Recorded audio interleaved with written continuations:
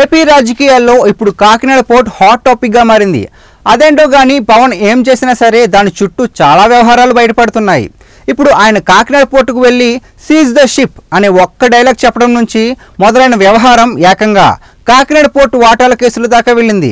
కేవలం బియ్యం అక్రమ సరఫరా అనుకుంటే అసలు పోర్టులో వాటాలు తెర మీదకు వచ్చాయి.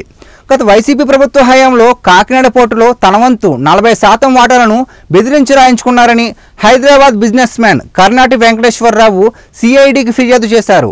కాకినాడ సీ పోర్టు నిర్వహిస్తున్న తనను అక్రమ కేసులు పెడతామని వైసీపీ నేతలు బెదిరించారని చెబుతున్నారు.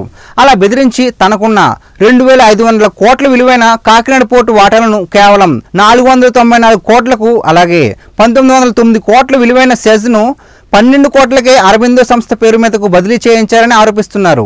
ఇందులో వైసీపీ ఎంపీ విజయసాయి రెడ్డి, మరో ఎంపీ వైవి సుబ్బారెడ్డి కుమారుడు విక్రాంత్ రెడ్డి, అరబిందో అధినేత పెనాక శరత్ చంద్రారెడ్డితో పాటు మరికొందరు పేర్లు ఆయన ఫిర్యాదులో పేర్కొన్నారు. దాంతో వారందరూ దేశం వదిలి పారిపోకుండా సిఐడి లుకౌట్ నోటీసులు కూడా జారీ చేసింది. చూస్తుంటే త్వరలోనే వీరిని విచారించి అరెస్ట్ చేస్తారనే ప్రచారం జరిగింది. మొత్తంగా జగన్ మెడకు మరో ఉచ్చు బిగుసుకుందని తెలుస్తోంది. ఈ కేసులో జగన్ ప్రమేయం కూడా ఉన్నట్లు ఆరోపణలు వస్తున్నాయి.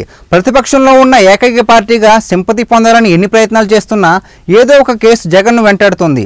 తిరుపతి లడ్డు, ఆ తర్వాత చెల్లెలు షర్మిలతో వివాదం, ఇప్పుడు ఏకంగా జాతీయ స్థాయిలో అతిపెద్ద స్కామ్లో ఆరోపణలు ఎదుర్కొంటున్నారు. ఇది జగన్కు మరో భారీ దెబ్బ అనే చెప్పుకోవాలి. ఇవన్నీ చూస్తుంటే జగన్ ఎప్పుడెప్పుడు అరెస్ట్ చేస్తారా అని ఎదురు చూస్తున్నారు కొన్ని పార్టీల నేతలు. అయితే వైఎస్ జగన్ పై ఇంతకు ముందు ఉన్న కేసులతో పాటు ఇది ఇంకో కేసు. అంతే తప్ప జగన్ అరెస్ట్ చేస్తారంటే నమ్మలేమని ఇంకొన్ని వర్గాలు చెప్తున్నాయి. చూద్దాం ఏం జరుగుతుందో. మరిన్ని విషయాల కోసం మా ఛానల్ని ఫాలో అవుతూనే ఉండండి.